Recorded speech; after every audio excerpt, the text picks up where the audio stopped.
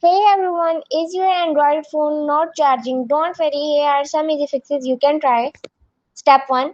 Check the charging cable. Make sure your charging cable and charger are working properly. Try using another cable or charger if you have one. Step 2. Check the charging port. Look inside the charging port. If you see dust or dirt, clean it carefully. Step 3. Restart your phone. Restart your phone, then connect the charger again. Step 4. Check the power source. Plug the charger into a different wall, socket or USB port and check if your phone starts charging. Step 5. Check battery setting. Go to settings,